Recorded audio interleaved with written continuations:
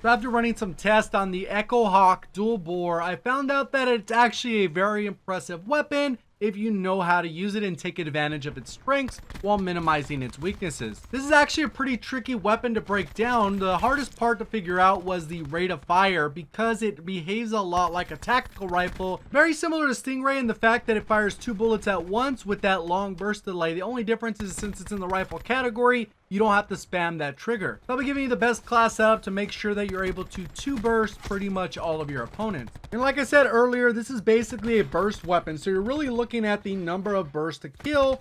And when you look at this specific weapon, it's either going to be 2 burst or 3 burst to kill depending on that range. And based off my hand testing, if you can get this weapon to kill in 2 bursts, you're going to have approximately 250 millisecond time to kill, which is actually in line with the VMP, the Switchblade, the Rampart, so some of the best weapons in the game. But if it requires a 3rd burst to kill your opponent, it's going to drop all the way down to about 470 milliseconds, which will pretty much throw it in a category with some of the worst weapons in the entire game. So if you actually want to find out how to make this weapon melt and make sure that you can kill your opponent in 2 bursts every single time, you're definitely going to want to stick around. If you do enjoy the video, feel free to hit that like button. And if you're brand new around here and like to find your way back for more Call of Duty content, make sure you do subscribe with notifications on. So the best class setup in my opinion for the Echo Hawk dual bore is going to be long barrel, high caliber, extended mags, and stock. You can really use whatever gear and whatever perks you want, but you're not going to have a lot left over considering this is a 4 attachment rifle setup. So the main thing that the long barrel does, it's going to double all of your ranges, and for whatever reason the Echo Hawk doesn't really have the best ranges.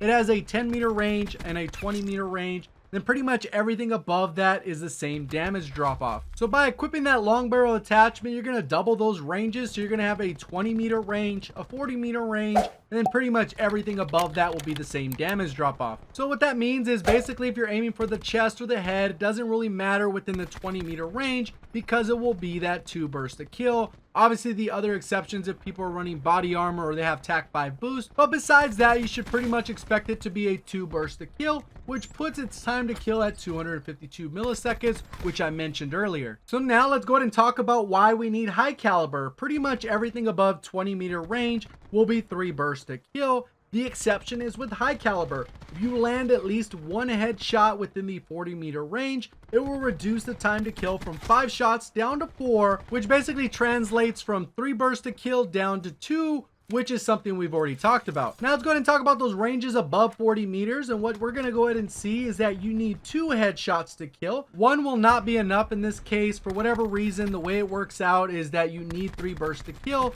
And the only way to reduce that time to kill is by landing 2 headshots. But since this weapon does fire 2 bullets at once, the likelihood of that happening is just a little bit higher than it would be with other guns. If you land 2 headshots and 2 body shots, you're going to still be able to pull off that 2 burst time to kill, which is basically what allows this weapon to be very strong. So that being said, I don't think this weapon's overpowered at all because to pull off what I'm talking about is a little bit trickier and a little bit harder. Obviously, when you're in a live match, people are jumping around. If people are sitting on head glitches, if you get kind of a little bit of weird recoil, it's going to be a little bit trickier. At the end of the day, I don't think the weapon's overpowered. I think it's very strong, especially if you get lucky and you're able to be very accurate with those headshots. But I think when it's all said and done, I think that burst delay is just a little bit too much to be consistent. And on top of that, it has this funky recoil pattern where it pretty much shoots straight for about 15 to 20 bullets. And then all of a sudden it kicks to the right real quick, then kicks back to center, which could definitely throw you off. So make sure you're not pulling the trigger for that long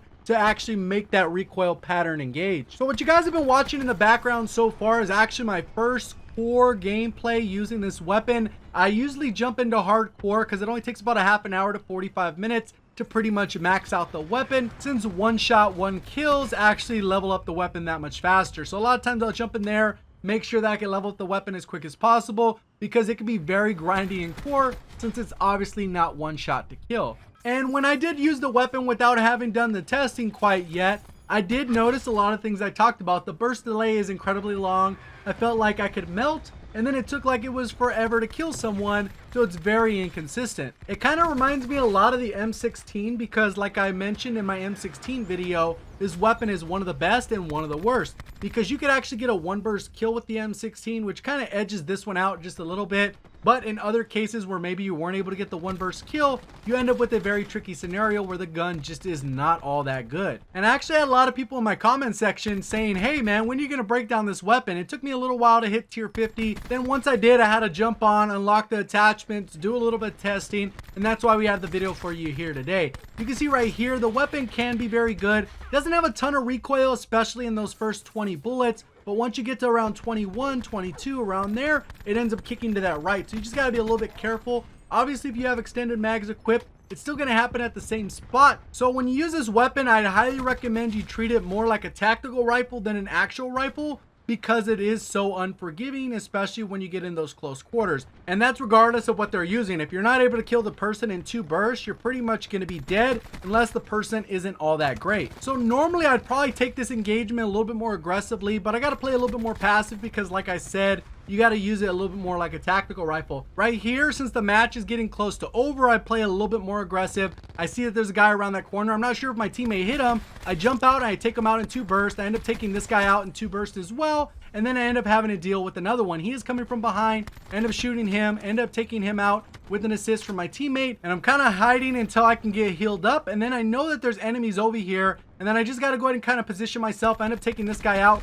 He runs out, pretty clean kill there. And I know there's other ones in there. Luckily, I'm wearing flak jacket, so I survived this blast.